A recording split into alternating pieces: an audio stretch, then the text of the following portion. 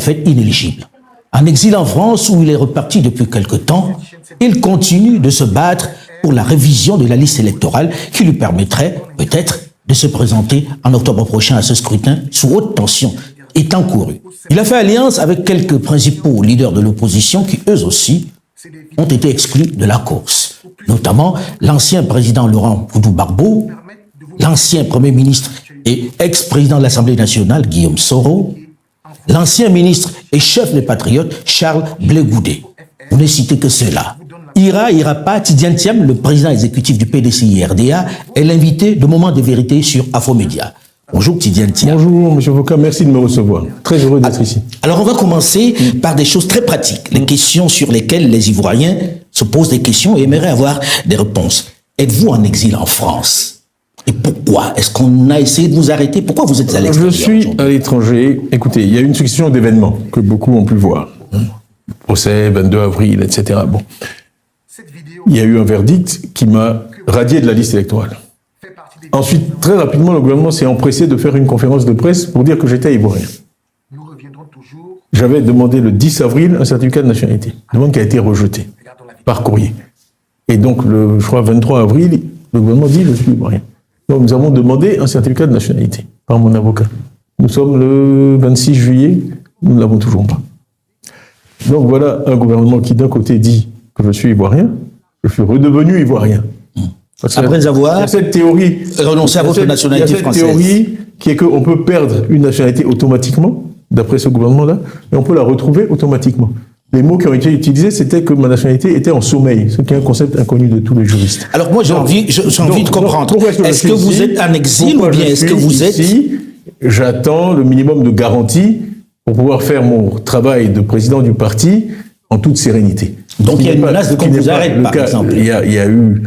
Écoutez, il y a eu un entretien de mon frère Augustin qui se trouve être membre du RHDP et quelqu'un d'autorisé en Côte d'Ivoire qui lui a dit ceci: si ton frère met le pied en Côte d'Ivoire, il sera arrêté. Je l'arrête immédiatement. Pour quel motif? Il faut poser la question aux auteurs de ces propos. Et après avoir renoncé à votre nationalité. On parle du CNT de 2020, CNT auquel je me suis opposé par écrit. Il y a un communiqué qui existe que tous peuvent consulter sur Internet en disant qu'il fallait rester... était le Conseil national de transition, qu'il fallait rester dans la légalité. J'ai fait une déclaration officielle en 2020 où il paraît qu'il faut m'interroger sur le rôle que j'aurais joué depuis Paris en n'étant pas rentré en Côte d'Ivoire depuis 20 ans dans le CNT. Donc, alors, enfin, on invente n'importe quel prétexte.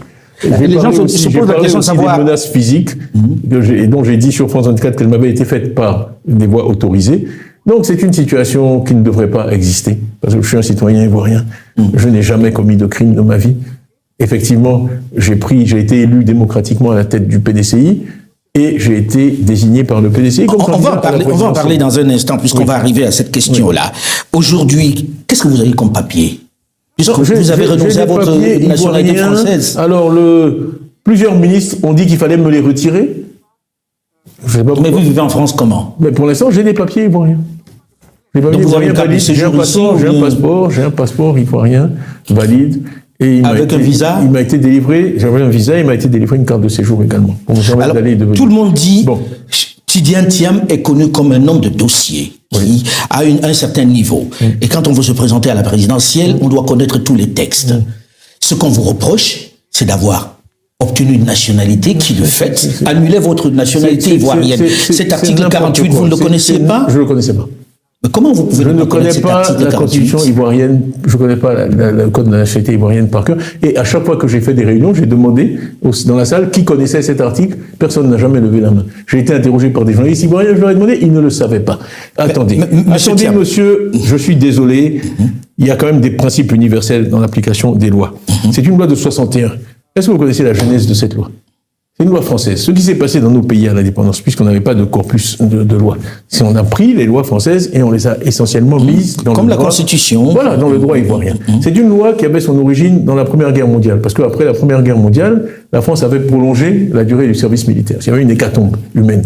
Donc, les petits Français avaient commencé à faire du tourisme pour le service militaire, prendre d'autres nationalités pour échapper au service militaire français. L'alinéa 2, d'ailleurs, de cet article 48 fait référence au tableau de recensement militaire. Donc c'était dissuasif pour empêcher les gens de prendre une autre nationalité. On a dit, si vous prenez une autre nationalité, vous allez perdre la nationalité française. Mais il a toujours été clair que c'était par décret, ça ne peut pas être automatique. La nationalité, c'est un droit inaliénable. Okay, mais en même temps, c'est une... En 73, la France a abrogé cette disposition. Cette disposition en Côte d'Ivoire n'a jamais été appliquée. Monsieur, Foucault, vous devez vous prémunir, il y a un usage. Elle a été appliquée une fois. Non. En 2011, attendez, d'abord, en 2011. On se gargarise parce que ça les fait plus sourire. Oui, c'est la loi de son grand-père. On lui a appliqué la loi de son grand-père. À ma connaissance, Monsieur le Président Houphouët-Boigny a été président de Côte d'Ivoire de 1960 à 1993. Je mets au défi quiconque de trouver un seul exemple d'application de cette loi en 32 ans, de 61 à 80. Du vivant du président Houphouët, cette loi n'a jamais été appliquée. Pas une fois. Mais ça ne fait pas que cette loi n'existait pas, M. Thiam. C'est un concept de désuétude. L'usage crée le droit. Dans le droit, quand une loi, vous pourrez trouver des lois qui n'ont pas été annulées, qui permettent d'écarteler les gens.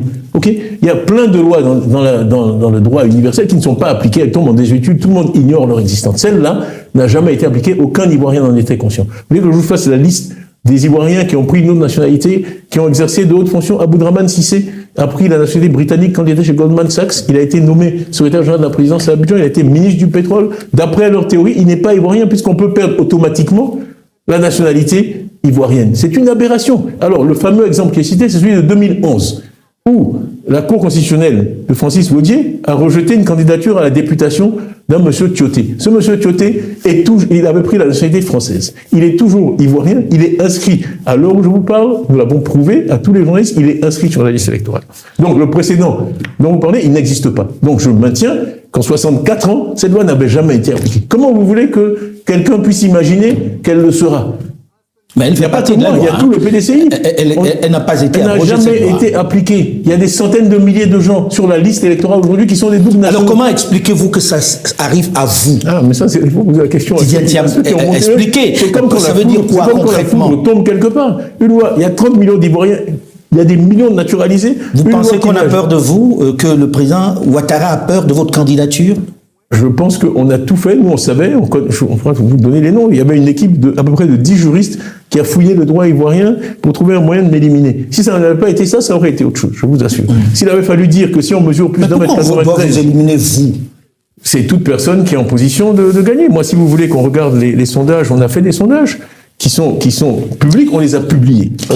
Quand on fait des sondages, Messina Group, c'est le groupe... C'est un groupe qui fait du conseil en activité politique, c'était le directeur de campagne d'un certain Barack Obama en 2008 et en 2012, qui a gagné 2 élections américaines.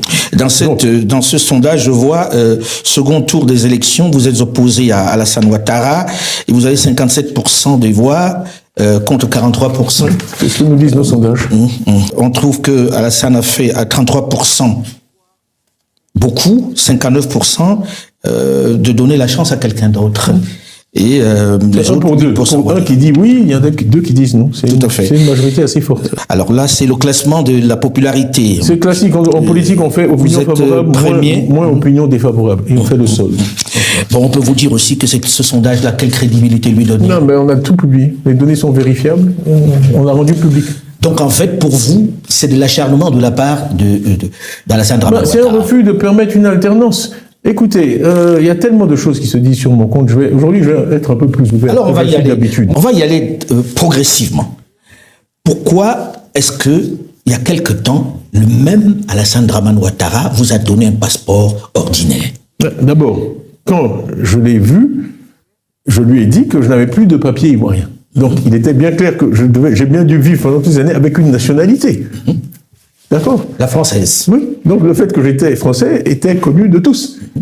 On m'a redonné des papiers que je n'avais plus. On a même fait un film institutionnel à l'ambassade de Côte d'Ivoire.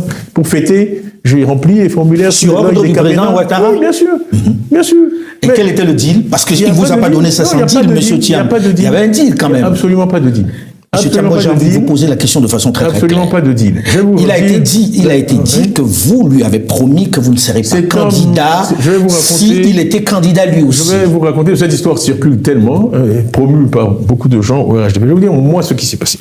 Donc, en 2022, après avoir eu mon passeport en juin, donc je ne voulais pas rentrer en Côte d'Ivoire avec un passeport français. Voilà d'où tout est venu. Sinon, j'aurais pu prendre un avion avec un passeport. Je voulais revenir dans mon pays, étant parti en 2000. Après un coup d'État, dans des conditions très douloureuses pour moi, je ne voulais pas revenir avec un passeport français. Donc c'est pour ça que j'ai obtenu le passeport ivoirien. Le passeport vert, ils m'ont dit que la valise diplomatique passait seulement de temps en temps, que j'avais droit au passeport diplomatique, mais il aurait fallu que j'attende que la valise passe à l'ambassade de Paris. C'est pour ça qu'ils m'ont donné un passeport vert. Il n'y a pas de deal, mais pour fournir un passeport vert, quand même, ça ne se donne pas comme ça, on donne des documents. J'ai vu la difficulté avec laquelle, par exemple, le président Gbagbo a eu du mal à avoir le signe. J'ai le dossier, j'ai donné un certificat de nationalité qui a été délivré à Toumoudi, que ma famille est allée chercher.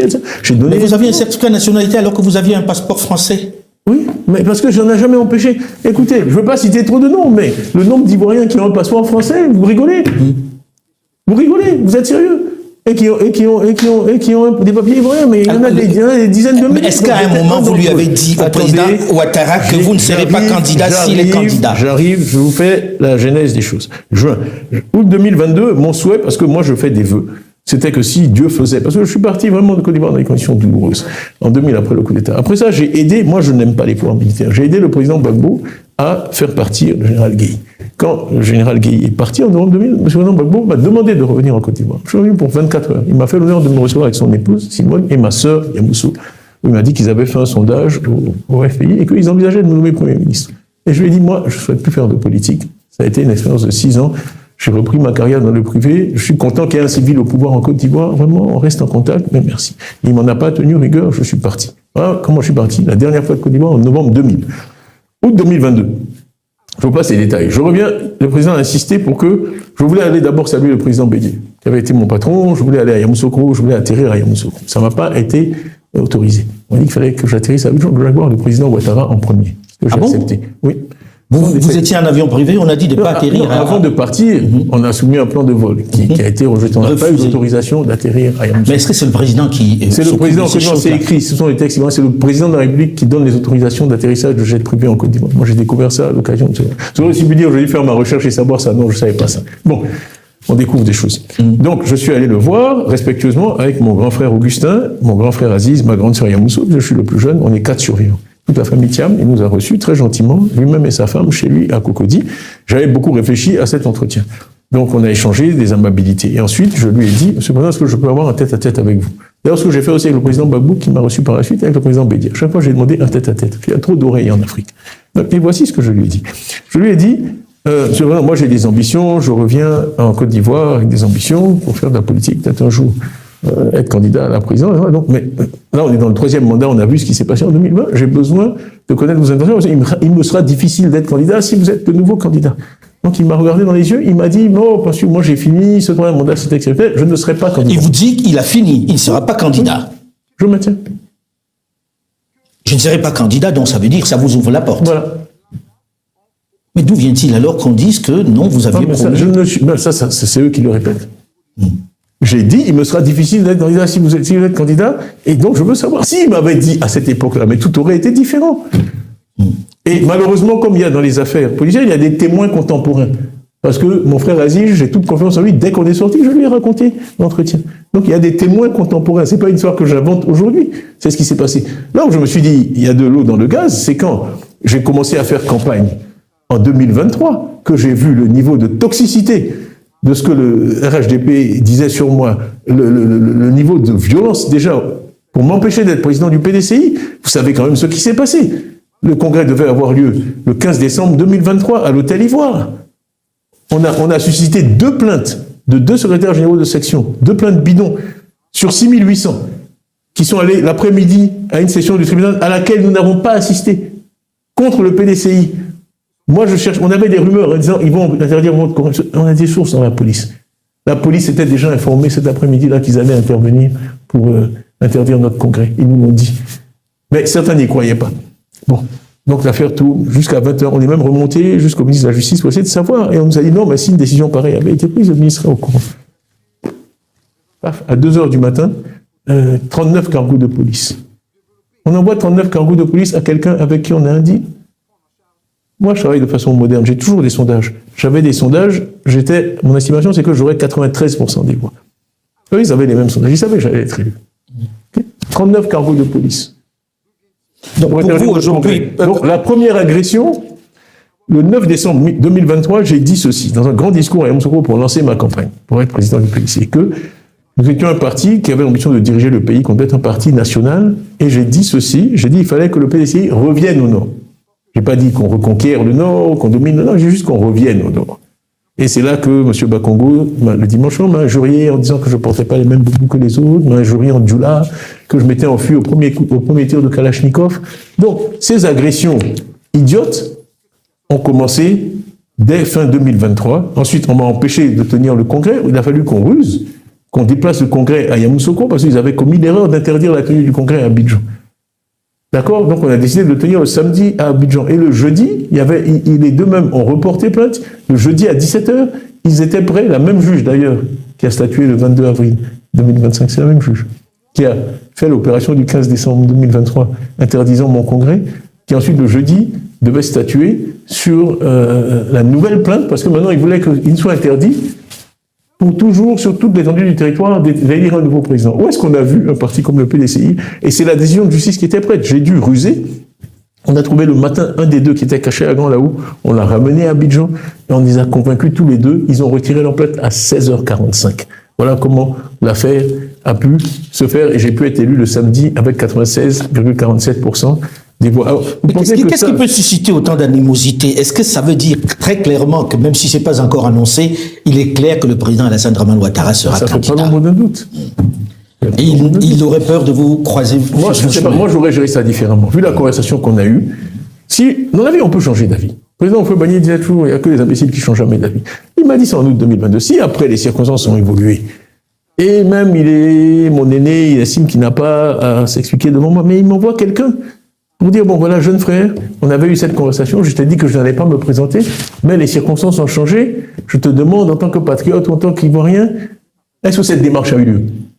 En tant que cette démarche n'a pas eu lieu, vous ne vous êtes plus jamais revu, alors on doit se taire et cesser de m'accuser et de me traiter de menteur. Parce que c'est pas moi le menteur. C'est pas moi le menteur. Autre discussion que l'on écoute, enfin, autre réflexion que l'on écoute pas mal. Tidiane Thiam, est-ce que vous êtes le candidat de Paris? Parce mais c'est ridicule. C'est ridicule. Votre proximité avec Emmanuel Macron fait que certains soient comme le candidat de Paris. Toute personne qui me connaissait que je ne mélange pas le personnel et le professionnel. Il y a suffisamment de gens dans mon entourage qui en ont pâti. Je ne mélange pas. Mais vous savez très bien que dans le climat actuel. Et comme il est. Attendez, sur la France, vraiment, j'ai écrit un article. Qu'est-ce qu'être français? C'était BBA qui m'avait demandé de l'écrire. Où j'ai parlé de la discrimination dont j'ai été victime en France. Moi, je suis allé en Angleterre en 2002 parce que mon épouse qui était américaine m'a dit, tu ne seras jamais rien ici. Ils sont tellement racistes, tu ne seras jamais rien. Et je l'ai écrit. Enfin, mes camarades de promotion, Frédéric Oudéa a été patron de la Société Générale. Comment il s'appelle? L'autre qui a été patron de... Son nom m'échappe, je suis fatigué. De BNP Paribas, son nom me reviendra. Il est de ma promotion. Tous mes camarades de promotion, patrons de LVMH.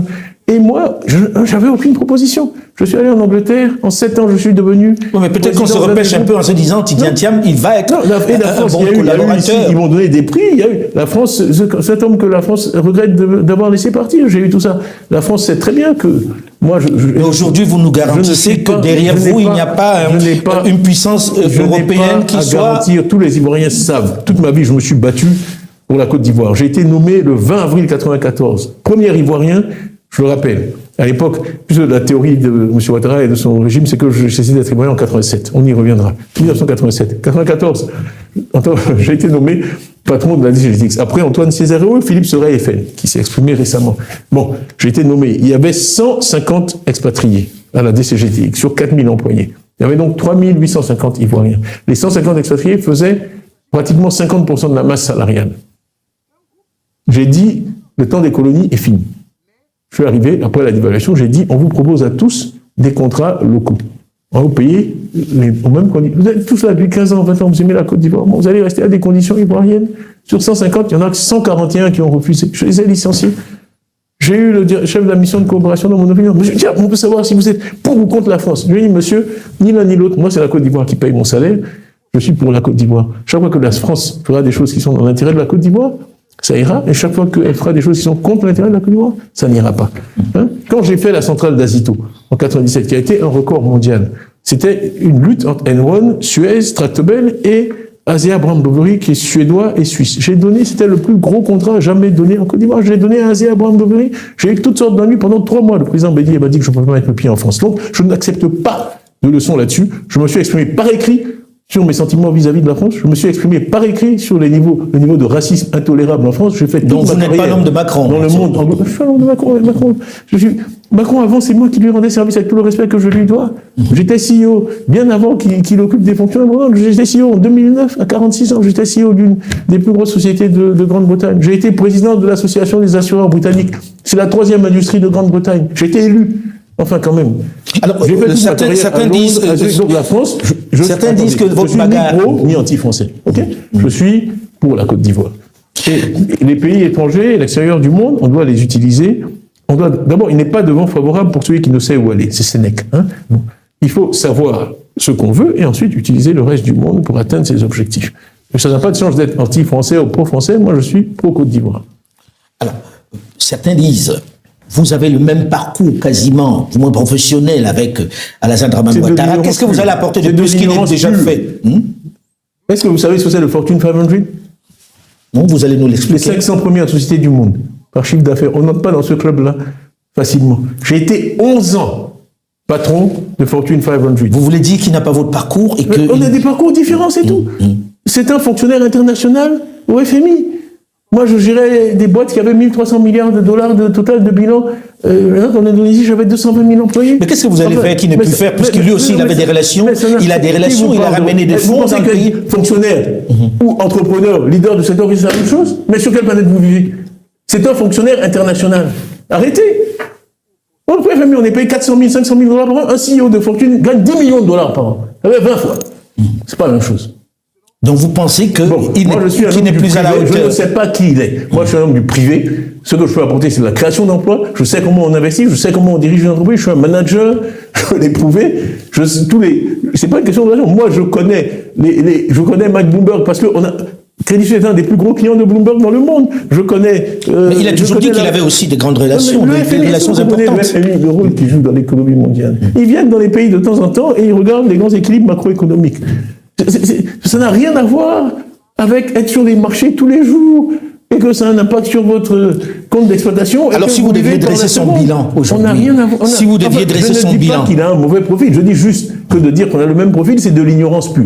Voilà. Mais est-ce que son bilan est mauvais? Être au FMI, ou être patron d'une fortune aujourd'hui, c'est la même chose. C'est de l'ignorance pure. Ça n'a rien à voir. C'est comme jouer au football et jouer au hockey. C'est deux sports différents. Voilà. Point à la ligne. Bon, son bilan, je l'ai dit. Moi, je ne me contredis pas. J'ai adopté un ton très conciliant. Même quand on m'a envoyé 39 bus pour m'empêcher, alors qu'on avait un deal, non certains, 39 bus de police. J'ai dû aller le 16 au matin, parce qu'il y a un plan en 2 phases. C'est un commissaire qui me l'a dit. Le but, c'était de créer de la violence pour pouvoir m'arrêter. Bon, dire que j'avais suscité des violences. Quand ils sont venus à 2h du matin chasser nos gens qui étaient en train d'installer les micros, etc., on a dit du calme. À 7h du matin, j'ai fait un communiqué disant aux militants de grâce, soyez calmes, c'est de la provocation, ne réagissez pas. On m'a dit d'ailleurs que c'est un communiqué qui allait très haut dans l'administration américaine. On a dit, voici un comportement exemplaire d'un opposant africain qu'on aimerait voir dans plus d'endroits. Ensuite, quand ça a chauffé, comme ça n'a pas marché, ils sont allés occuper le siège du PDCI. Depuis 1946, jamais des forces de l'ordre n'ont occupé un siège du PDCI, même sous la coloniale, même à l'époque de la guerre froide, quand on était affilié au Parti communiste. Ils sont allés occuper le siège du PDCI à Cocody en pensant que ça allait mettre le feu aux poudres. C'est là que je suis allé, il y a les images sur Internet où j'ai dit aux gens, vous savez, dans la vie, on ne peut pas contrôler les événements, mais on contrôle toujours comment on réagit. Et là, on va montrer notre supériorité, notre noblesse, c'est dans notre réaction. On va montrer qu'on est une partie de la paix. On va être civilisé, on ne va pas répondre à la provocation. Pour vous, on est dans un régime de violence en Côte d'Ivoire aujourd'hui? Les images ont été diffusées du pauvre Kwaku Djabia qui a été jeté dans un véhicule de force. C'est à la fondation Konrad Adenauer, qui est une fondation pour la paix créée par M. Adenauer après le drame de la Seconde Guerre mondiale, qui est financée par l'État allemand, qui nous aide dans les formations pour les élections, etc. Le petit était là, il parlait avec un vigile, un véhicule noir qui traînait là depuis 16h35 est arrivé. Vous avez vu les images? Des gens en tenue civile, en hoodie, etc., qui sont armés, ils s'approchent. J'ai le témoignage du vigile, on a flouté son visage parce qu'il paraît que les gens le cherchent, et où ils ont dit, si tu parles en tabac, il a essayé de s'interposer. Et vous avez vu, ils ont embarqué ça, c'est un kidnapping. C'est un kidnapping. En plein jour à Cocody, à Abidjan. On a un peu de mal à croire en tout ça lorsque l'on sait les circonstances dans lesquelles le président Alassane Ouattara est arrivé aux affaires, il a subi les mêmes pressions. On ne sait pas où ce jeune homme est. Jusqu'à ce jour? Nous ne savons pas, nous le PDCI, on le cherche. Nos avocats ont donné une conférence avant-hier, on a utilisé ce film avec la presse internationale, en disant voilà, ce n'est pas là la Côte d'Ivoire. Est-ce qu'on s'est rapproché des autorités pour poser la question? Bien sûr, bien sûr. La Fondation Adenauer, qui est quand même importante, a écrit au ministre de l'Intérieur, a écrit au ministre des Affaires étrangères, a écrit à l'ambassadeur d'Allemagne, a écrit à l'ambassadeur de l'Union européenne, a écrit à l'ambassadeur de France. Donc le silence de tous ces gens-là, face à des enlèvements extrajudiciaires, on a enfin les images. Le petit Ousmane Chérif, ils sont allés attaquer sa maison la nuit, encagoulé. J'ai dû l'extraire, il est au Ghana aujourd'hui, protégé par mes amis. On avait des fuites, les menaces sont constantes.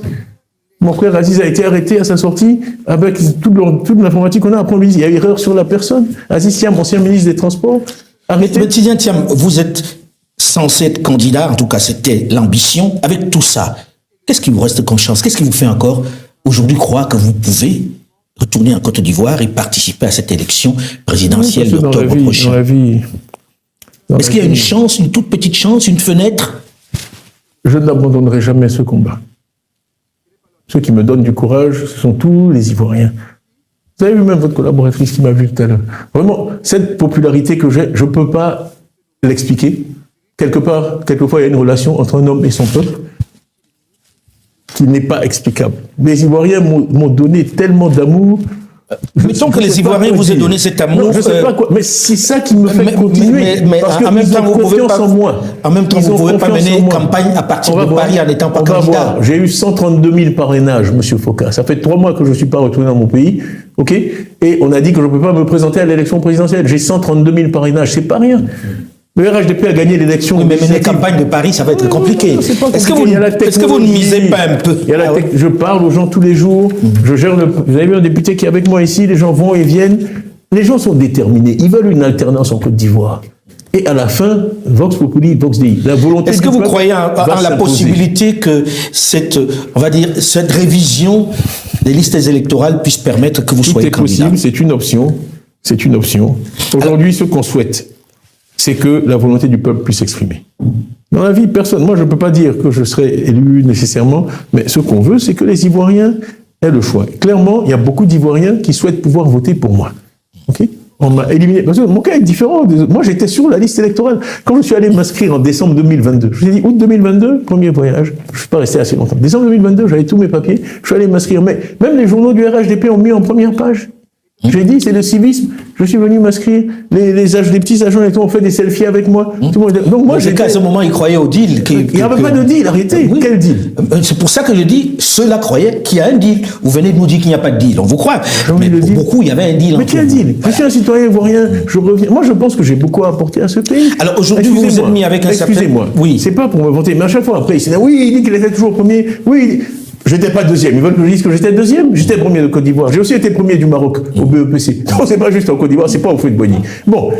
CEO de Fortune 500, j'ai été 11 ans, monsieur CEO de Fortune. Je parle pas d'Africains. Il y a peu d'êtres humains à qui. Mais en même temps, les gens se disent, bon, j'ai beaucoup à apporter à ce pays. En même temps, les gens se disent, oui, mais il nous la ramène trop avec ces titres qu'il a eu. Voilà.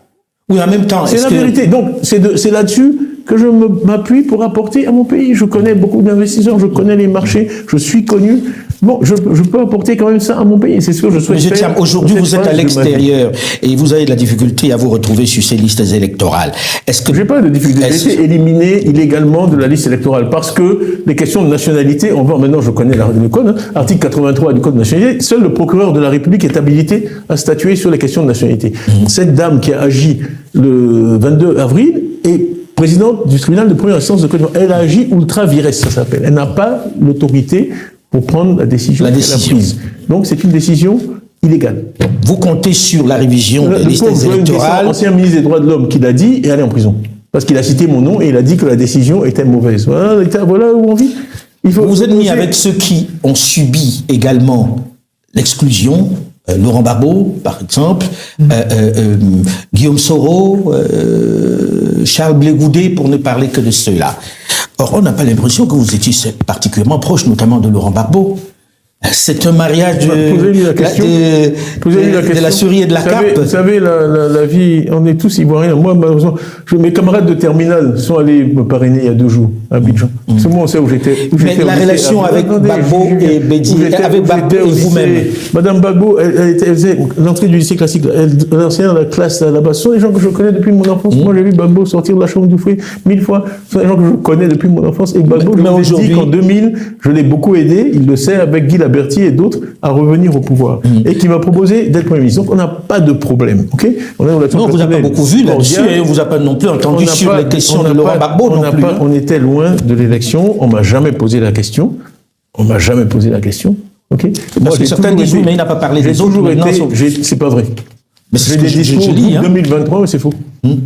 En août 2023. Vous avez réagi sur la situation Gbagbo? Bien sûr. En août 2023. J'ai fait un discours en tant que coordinateur de la CAP où j'ai parlé de Gbagbo, de Soro, etc. En août 2023. En dénonçant ce qui leur arrivait? Bien sûr. On ne peut pas prendre ses désirs pour des réalités. Maintenant, vous avez dit, je suis un homme de dossier, je suis aussi un homme de fait. Et c'est vraiment une chose qui mérite dans les débats politiques africains, c'est que les gens n'ont parfois aucun respect pour les faits. Je suis désolé, je l'ai dit. Et je l'ai dit d'ailleurs, c'est moi qui ai écrit, mais je l'ai dit, mettez bien ça, parce que sinon, un jour, si jamais je l'ai pas dit. S'ils m'éliminent, ils vont dire que c'est parce qu'ils m'ont éliminé. Mais est-ce que vous vous êtes parlé, Laurent Gbagbo et vous, ces derniers temps? On ne sait pas, on a fait. Mais c'est quoi le but aujourd'hui? C'est quoi le but de ce mouvement? Quel est le but de ce mouvement où vous vous mettez ensemble? J'ai 15 questions en même temps. Il m'a demandé si je parlais à Laurent Gbagbo. J'ai dit, je suis allé jusqu'à Mama chez lui, on a pris une très belle photo ensemble. Et je fais une photo qui a eu un succès énorme sur Internet. Maintenant, on n'a pas besoin de se parler tous les jours. Ce qu'on fait actuellement, le but de ce mouvement, c'est qu'on a des revendications très précises. Il est clair qu'on n'a pas la même idéologie. On l'a écrit. Oui. C'est pour ça que je pose la question, parce que vous n'avez pas la même idéologie. Ce qu'on veut, ce sont des élections transparentes, compétitives, inclusives, où le meilleur gagne, où le vainqueur gagne, de façon à pouvoir gouverner le pays avec légitimité par la suite. C'est aussi simple que ça. Okay? Donc, on a demandé, nos revendications sont écrites noir sur blanc. On a demandé que... Alors, on dit, on a fait que appliquer à M. Thiam la loi. D'accord. Donc, ce sont des défenseurs de l'état de droit, qui kidnappent les gens en plein jour, dans la rue, par des gendarmes en civil. Les gendarmes n'ont pas le droit d'opérer en civil. Okay? Les gendarmes font partie de l'armée. Okay? Ça, c'est un. Ce sont des gens qui respectent le droit. Le droit dit que la révision de la liste électorale doit avoir lieu chaque année. Ils n'en ont pas fait en 2022. En 2015, elle a eu lieu en juin-juillet, avant l'élection, ce qui est normal et bien. En 2020, elle a eu lieu en juin-juillet, avant l'élection, ce qui est normal et bien. Et puis en 2025, où on a éliminé M. Thiam, où il pourrait se réinscrire. Si on faisait la RLE en juin-juillet, subitement, on décide qu'elle aura lieu après l'élection. Donc, vous pouvez marquer des buts, mais après la fin du match, dit l'arbitre. Donc c'est ridicule, c'est ridicule. On perd alors aujourd'hui, M. Thiam, bon parce que je gère le temps. Aujourd'hui, si demain, dans cette, on va dire cette liste électorale, vous êtes tous exclus, sauf un, vous feriez campagne pour celui-là dans cette association? Est-ce que vous pourriez faire campagne? Moi, appris une chose, je réponds jamais aux questions hypothétiques. Ah ouais, mais là, on va pas aller bien loin. Ah oui, on est bloqué. Puisqu'il y a des hypothèses. Ça n'a pas d'importance. Le jour où ça se produit, on en parle. Pour l'instant, c'est pas d'actualité. Pour l'instant, on demande l'intégration de tout le monde. Je ne vais pas commencer à jouer les scénarios. Si un vient, là, ça supprime un certain nombre de réflexions des autres, parce que au sein même de votre parti, je ne vais pas commencer. Au sein même de votre parti, monsieur Thiam, il y a Jean Le Billon. Oui, Dieu. Oui, ok, allons-y. Pourquoi, mon Dieu? C'est quelqu'un, il aurait pu se présenter. Il y a eu 15 élections depuis que je suis arrivé. Il y a eu la convention. Il aurait pu venir se présenter pour être candidat. Aujourd'hui, si vous n'êtes pas candidat, M. Thiam, est-ce que c'est possible qu'il soit la solution B? Non. Non? Non.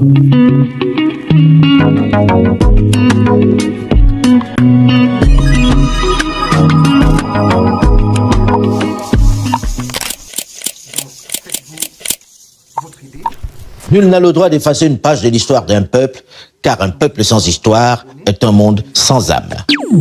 Les grands jours tant souhaités est enfin arrivé. Indépendance, en vertu du droit du peuple à disposer de l'air. Mais ces moments et à jamais notre État libre et indépendant. C'est par la lutte qu'elle a été conquise. La patrie ou la mort. En Afrique, il y a un grand diable qui vend les autres Africains. Nous préférons la pauvreté dans la liberté à la richesse dans l'esclavage. Mobutu Sese Seko C'est une question de dignité. Connaissez-vous un seul juif au monde porte un nom zaïre? Después de haberlos ultimado bajo la estatua del profesor Lumumba, nous avons connu les ironies, les insultes, les coups que nous devions subir matin, midi et soir parce que nous étions des nègres. Si un journal français m'attaque, un journal gabonais attaquera Mitterrand. C'est fini cet état des choses. Vive la liberté, vive le Cameroun indépendant. C'est nous même qui luttons, c'est le peuple congolais qui lutte, c'est l'armée populaire de libération. la patrie ou la mort, la patrie ou la mort. Partagez, regardez les vidéos, les entendre, les écouter, bien les comprendre et laissez un petit commentaire. Merci pour ceux qui le font déjà. Cette vidéo que vous voyez fait partie au sein même de votre parti. Je ne vais pas commencer. Au sein même de votre parti, monsieur Thiam, il y a Jean-Louis Billon. Si nous avons un petit commentaire pourquoi, mon Dieu, à faire. C'est quelqu'un, il aurait pu se présenter. Il y a eu 15 élections depuis que je suis arrivé. Il y a eu la convention. Il aurait pu venir se présenter pour être candidat. Aujourd'hui, si vous n'êtes pas candidat, monsieur Thiam, est-ce que c'est possible qu'il soit la solution B? Non. Non? Non.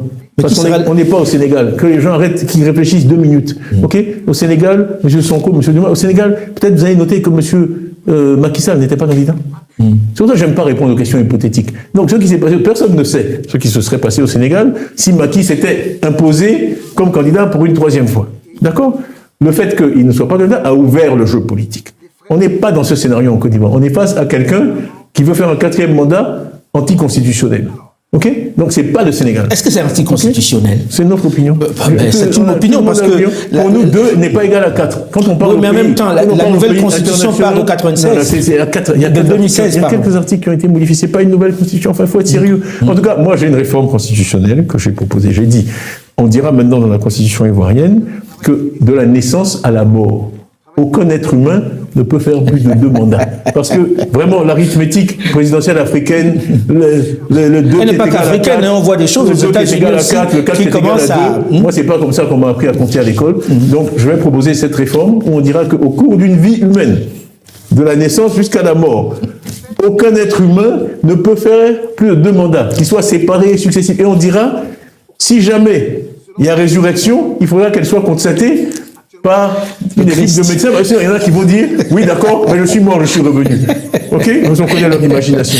Mais votre nom assez ferme vis-à-vis de Jean-Louis Billon traduit quelque chose. Il y aurait une fracture au sein du PDCI. Il a les candidats. Arrêtez. Même Dieu n'a pas fait l'unanimité. C'est Mohamed Ben Salman qui... Arrêtez. J'ai eu 93% de participation, 99,8% de... Oui, mais si vous n'êtes pas candidat... Attendez. Donc, mais il faisait campagne contre moi pendant tout ce temps-là. 0,2%. Enfin, le PDCI n'est pas divisé. Le PDCI est uni derrière moi. Le PDCI veut que je sois président de la République de Côte d'Ivoire, point à la ligne. Pas M. Billon. C'est comme ça. Donc il peut être candidat. Mais il peut être candidat. S'il a tellement d'audience au sein du PDCI, les gens du PDCI voteront pour lui. Il peut être candidat. Mais vous ne ferez pas campagne pour lui. Il ne sera pas le candidat du PDCI. C'est tout. Pour moi, c'est quelqu'un qui ne se comporte pas de façon adulte et responsable. J'ai jamais voulu parler de lui, mais tout son comportement depuis mon retour en ville. Parce que je ne le connais pas. Je l'ai rencontré une fois dans ma vie. Moi, je ne parle pas des gens que je ne connais pas. C'est un principe que j'essaie d'apprendre aux hommes politiques ivoiriens. Je l'ai rencontré une fois dans ma vie, en tête à tête. Une fois, le 11 mars 2024. Ouais. Si je pose la question, c'est qu'on a vu au PPACI, il y a quelqu'un qui s'est déclaré candidat au cas. Oui, mais Dombello a dit qu'il sera candidat. Net après moi, Dombello, c'est pas Billon, il a fait des choses pour la Côte d'Ivoire. En Côte d'Ivoire, pour être quand même crédible, je suis désolé, moi le 3e pont, là, je l'ai signé en décembre 99, j'ai fait la centrale d'Azizo, j'ai fait des écoles partout, tous les centres électoraux, j'allais, c'est des écoles que j'ai construites, des écoles BAD, des collèges, des lycées de Boundiali. Bon, les Ivoiriens, ils vous connaissent à travers des réalisations. Qu'est-ce que M. Billon a fait? Il est le premier employeur du pays, par exemple. Je vous parle de faire à la force du poignet, pas hériter. Je dis fait. Pour vous, il n'est pas à la hauteur. Pour être candidat du PDCI demain, au cas où vous n'êtes pas là. Il faut un track record. De gestion de la chose publique, de démonstration qu'on a l'intérêt général à cœur. Alors, vous faites une alliance avec Laurent Gbagbo. Demain, on dit Thiam n'est pas candidat. Non, je dis, je ne rentrerai pas dans ces spéculations. Pour l'instant, nous avons demandé que tout le monde soit candidat. C'est ce qui est le mieux pour la Côte d'Ivoire. Et je me bats pour que ce qui est le mieux pour la Côte d'Ivoire se fasse. L'intérêt de la Côte d'Ivoire, c'est que tout le monde soit candidat. Il faut tourner la page. On ne va pas éternellement reprendre ceux qui ont mis le feu au pays et qui ont créé tous ces problèmes. On ne va pas éternellement les laisser prendre les Ivoiriens en otage. Aujourd'hui, les Ivoiriens ont peur. J'ai dit, un de mes objectifs, c'est de libérer les Ivoiriens de la peur. Sous moi, il n'y aura pas d'enlèvement extrajudiciaire. Je sais pas, à mon âge, je vais me transformer en dictateur. Vous paraphrasez le général de Gaulle sur ce coup-là. Je me suis arrêté. Vous avez 2 ans de moins. J'ai failli le citer. Et j'ai dit, il faut dire je suis français. Donc je me suis retenu. C'est très drôle. Voilà. Il a même beaucoup d'humour. Absolument. Quand il a dit, enfin, quand même, bon, vous avez les mêmes références que moi. Les mêmes références historiques. Non, mais franchement, je rêve vraiment, et on a connu ça dans le passé. Là, c'est aussi une chance et une tragédie pour la Côte d'Ivoire, c'est qu'on a connu cette paix de l'esprit. On dort chez soi le soir, il n'y a pas de commando qui viennent enfoncer les portes. Malheureusement, il y a des gens qui se sont formés dans la rébellion et dans la violence. Et je dis, c'est comme un chien qui sait que mordre. Même quand vous essayez de le caresser, il vous mord. Donc c'est pavlovien. La violence verbale, l'agressivité, tous ces gens qui... Mais en même temps, vous appelez le 2 août les populations, vos partisans, à descendre dans la rue pour marcher avec le PPACI. On peut dire aussi, ça peut dégénérer. À chaque fois, il y a eu des tentatives d'infiltration. Vous êtes sûr que ça ne va pas dégénérer, vu le niveau de tension sur la question? On fera tout ce qui est en notre pouvoir pour que ça ne dégénère pas. On n'est que des êtres humains. Jusqu'ici, on a eu des alertes. Vous savez, il y a beaucoup de patriotes en Côte d'Ivoire. Vous seriez surpris d'aller dans mon téléphone, de voir combien de rapports nous avons de policiers, de militaires, qui nous renseignent. Parce que, vous savez, l'Ivoirien n'aime pas l'injustice. C'est vraiment quelque chose de beau dans notre peuple. L'Ivoirien n'aime pas l'injustice. Et aujourd'hui, ils estiment que... Donc vous n'avez pas peur de ce qui se passe? J'ai toujours peur, bien sûr, que Tidjane Thiam et le PDC sont victimes d'une injustice. Donc, je vous dis qu'il y a eu des tentatives d'infiltration de nos manifestations. On sait même où ils ont pris leur faux pagne PDCI. Ils sont venus. Quand je parlais ici le 14 mars, il y a 20 gens du RDR qui sont venus pour me chahuter, dont le frère d'un ministre en exercice. Mais l'enthousiasme de la foule était tel qu'ils ont vu que si ils faisaient quoi que ce soit, ils couraient un risque personnel. Et ça, c'est ce que nous avons utilisé jusqu'ici. La mobilisation, l'enthousiasme de nos partisans, et on leur dit d'être vigilants. À chaque fois, on a fait parce qu'ils ont pénétré nos manifestations en essayant de créer des troubles. Je touche du bois. Jusqu'ici, par la grâce d'Allah, ils n'y sont pas arrivés. Et on fera tout ce qui est humainement possible pour éviter ça. Pour moi, la vie humaine est très précieuse. Ce ne sont pas des paroles en l'air. J'ai dit, je n'ai pas de sang sur les mains. Alors on m'a dit que j'ai injurié les autorités actuelles, j'ai dit qu'ils ont du sang sur les mains. Mais on a des problèmes sémantiques. J'ai dit, moi, Tidjane Thiam, je n'ai pas de sang sur les mains. Ok? Ça, et je ferai tout ce que je peux pour... Tidjane Thiam, aujourd'hui, on est à quelques encablures de ces élections présidentielles en Côte d'Ivoire, en octobre. Quand vous regardez le climat, vous n'avez pas peur qu'on l'on retombe dans les travers Je suis attristé, vraiment. Mais ce n'est pas moi qui ai fait ce choix. Moi, j'ai fait ce que je peux en tant que citoyen. Je suis revenu dans mon pays après une longue absence. J'ai articulé des propositions, j'ai fait un diagnostic, j'ai été élu démocratiquement à la tête du PDCI. 3 fois, on m'a challengé, j'ai dû démissionner, j'ai été réélu. J'ai le soutien de mon parti, j'ai le soutien massif des Ivoiriens, bien au-delà du PDCI. Je suis arrivé à susciter un engouement. Ça, et j'ai été désigné candidat à la présidentielle et je me suis présenté à la présidentielle. Maintenant, il faut poser ces questions à ceux qui ont pris... Moi, je vais vous dire, ce qui me gêne le plus, c'est que en quoi je suis une menace ou un risque pour la Côte d'Ivoire? En quoi? Je suis un type qui a été CEO de compagnie, de fortune. Je ne suis pas un terroriste, je n'ai jamais tenu une Kalachnikov. Le niveau de toxicité et d'agressivité qui est déployé contre moi, mais comment? Je n'ai jamais fait de tort à la Côte d'Ivoire. Quand je travaillais, j'étais patron du BNEC, je n'ai fait que des projets positifs, des puits, des machins. Enfin, on me combat comme si j'étais le diable incarné. Alors quand on vous dit on vous combat... Alors je viens. C'est la défense des intérêts privés d'un clan. Il ne s'agit de rien d'autre. Il ne s'agit pas de l'intérêt de la Côte d'Ivoire. Personne qui croit dans l'intérêt de la Côte d'Ivoire peut croire que je suis une mauvaise chose pour la Côte d'Ivoire. Quel tort je peux faire à la Côte d'Ivoire pour qu'on me combatte? Je suis, depuis 18 mois, injurié. Cet imbécile de Banga qui m'injurie tous les dimanches sur NCI, l'autre idiot de Bamba qui dit que je ne paye pas mes impôts. Alors, justement, parlons-en. Des gens qui racontent n'importe quoi. Tiens, parlons-en. Pensez-vous que cette histoire de Suisse, où vous êtes condamné à payer à une de vos anciennes employées 234 000 et l'argent est sur un compte bloqué, on a expliqué, on a fait un communiqué. L'argent est sur un compte bloqué, on a une dispute. Bon, et c'est en train d'être jugé. C'est pas que j'ai pas payé, j'ai mis l'argent sur un compte bloqué. C'est une personne dégoûtante, c'est une personne qui a appris vendredi que mon fils avait un cancer, qui a dit dimanche, ce cancer-là, personne survit, et il y a trop de travail dans les maisons où il y a des cancers, je m'en vais. Et quand elle s'est rendue compte que ce qu'elle avait démissionné, elle n'aurait pas de droit, elle a subitement demandé à retrouver son job. Alors, mais pourquoi on vous a condamné alors si c'était ça? Mais parce que je ne peux pas obtenir de procès équitable en Suisse. Parce que la Suisse s'est convaincue que si leur banque a sauté, qu'il y a 150 ans, c'est la faute du noir qui l'a géré pendant 5 ans. Voilà. Et que moi, je l'ai laissé avec ses meilleurs résultats sur 10 ans, mais je ne peux pas. Je n'ai pas gagné un seul procès en Suisse. Ok? La justice suisse, pour moi, est raciste et absolument, systématiquement, avec des dossiers en béton. Mes avocats, même, leurs bras, ils ne pensaient pas que c'était possible. Que l'on puisse vous condamner. Oui, cette femme nous a volé. Elle a volé notre argent. Ils ont refusé. Ils sont allés saisir. Quand elle nous a fait chanter, ils sont allés saisir son téléphone. Ils lui ont rendu. Elle a aussi des complicités en Suisse. Des gens qui la protègent. De la part de qui? Non, vous pensez qu'à la Côte d'Ivoire, ceux que vous accusez sont allés jusque là-bas? En tout cas, ils en font leur chou gras. Mais moi, ça m'est égal. Cette femme, c'est une ordure. Je vais vous dire sur la Suisse. Mon livre sort bientôt. On va en parler. Quand mon fils est mort du cancer, ils l'ont mis dans un tabloïd suisse avec sa photo en disant le fils du CEO de Crédit Suisse est mort. Depuis que la Suisse existe, ça n'est jamais arrivé. Je ne suis pas le premier CEO dont le fils meurt.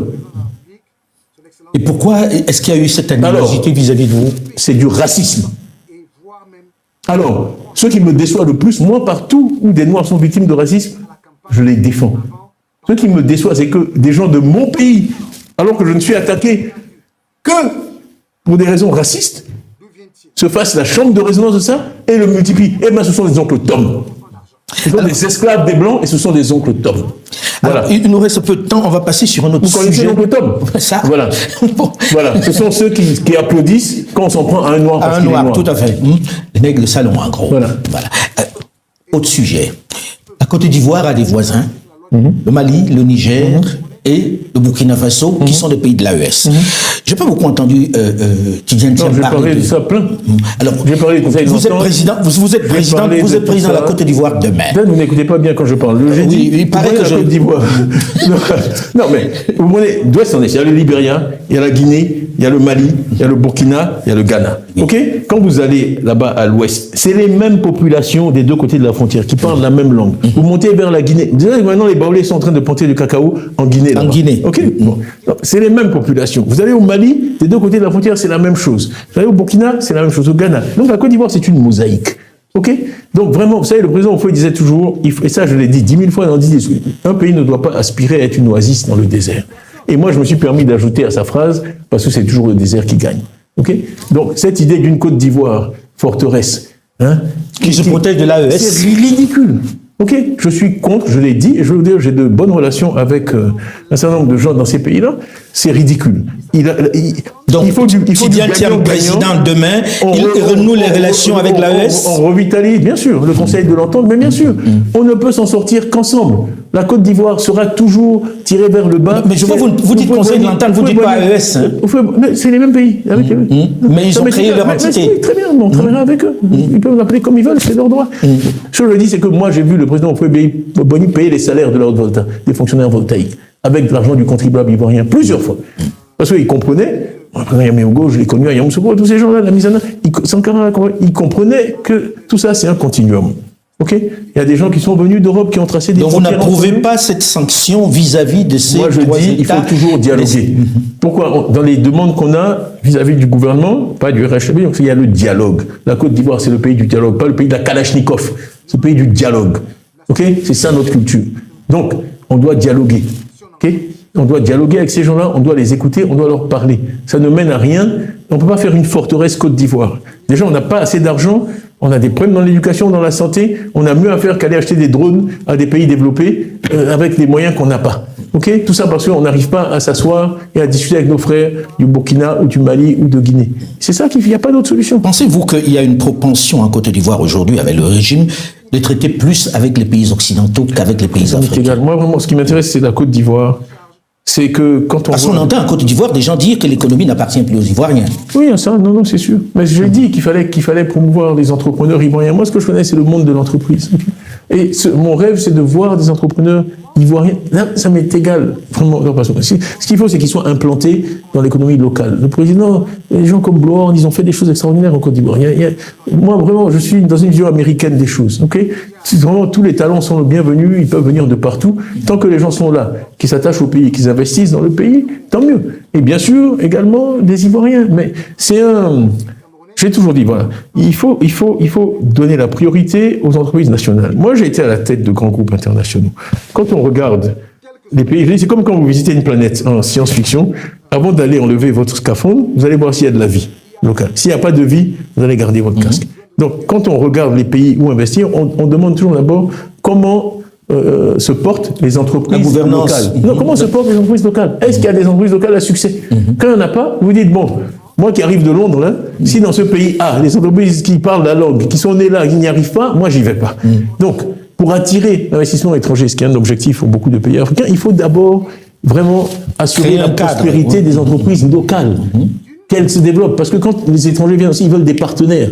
Donc ils vont dire, quelles sont les 5 premières entreprises locales avec qui on... Non, c'est la même chose. En fait, c'est un cercle vertueux. Assurer la promotion des entreprises locales, c'est ce qui va permettre d'attirer l'investissement étranger et d'accroître la croissance. Donc je dis que malheureusement, souvent, les États passent 80% de leur temps avec des entreprises étrangères. C'est une erreur. Il faut passer 80% de son temps avec des entreprises locales.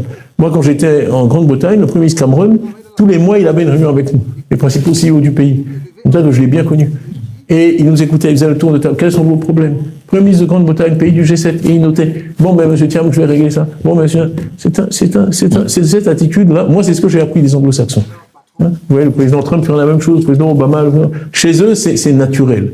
C'est le monde de l'entreprise. Comment dire ça? Il y a un problème dans le modèle français. Moi, c'est ça quand vous dites la France. Tout le monde sait que économiquement, je ne suis pas pour le modèle économique français. Moi, je crois dans le modèle anglo-saxon où l'État occupe la place que les entreprises lui laissent. Ok? C'est pas le contraire. Voilà. Bill Gates, Tesla. Quand vous pensez aux États-Unis, vous pensez à quoi? Microsoft, vous pensez à Tesla. Tout le monde connaît le nom du patron de Tesla. Qui connaît le nom du secrétaire d'État au commerce? Ok? Quand j'allais à Davos, Osborne, qui était le ministre des Finances, on rigolait toujours. Parce que moi, j'étais patron de privé, j'étais en business, il était en éco. À chaque fois, il me disait, bon, Titi, see you later.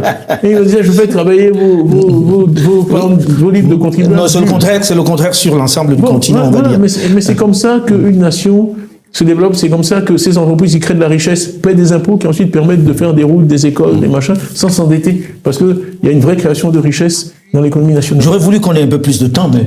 on a fini déjà. On a fini déjà. Le temps passe vite avec vous. Bon. En tout cas, j'espère que ceux qui nous ont regardés ont eu des réponses à leurs questions.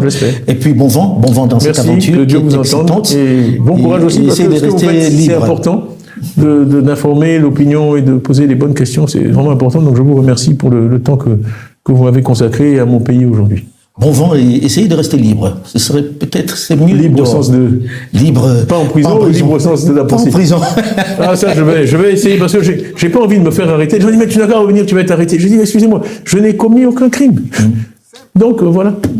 Merci, Tidiane. Merci à vous, Alain Foucault. Merci. Merci, Tidiane Thiam, d'avoir accepté de venir à Moment de Vérité ici à Bagneux, dans nos studios. Bon vent pour la suite que nous suivrons avec attention. Au moment où nous enregistrons cette émission, nous découvrons en même temps la proclamation officielle de la liste des candidats dans un autre pays, le Cameroun, où le principal candidat de l'opposition a été purement et simplement exclu. On espère que les autorités compétentes sauront motiver cette décision comme l'exige la loi. On reste attentif à cette élection sous haute tension où le président Paul Biya, 92 ans, brigue un nouveau mandat. À suivre. En attendant, n'oubliez pas de télécharger gratuitement sur votre téléphone ou sur votre tablette, sur iOS ou sur Google Play, l'application Infomédia pour suivre, quel que soit l'endroit, l'ensemble de nos contenus qui vous proposent le narratif africain sans complaisance mais sans condescendance. À très vite. Alors, vous avez bien compris, vous avez bien écouté la vidéo, vous avez très bien écouté, certainement. Donc, faites-vous votre idée. Commentez, likez, partagez. N'oubliez pas de vous abonner, de nous laisser un petit pouce en haut pour liker, merci. Une fois de plus, si vous ne likez pas les vidéos, si vous ne commentez pas, nous ne pouvons pas évoluer. Si vous ne souscrivez pas, si vous ne vous abonnez pas, nous ne pouvons pas évoluer. Et nous vous prions vraiment de le faire pour nous parce que ça nous donne le courage et la force. YouTube reconnaît. Lorsque vous likez, vous partagez, ça permet que l'algorithme YouTube partage des vidéos à plus de personnes encore. Merci beaucoup. Nous répondons à tous les commentaires. Portez-vous bien. À la prochaine vidéo. Ciao, ciao.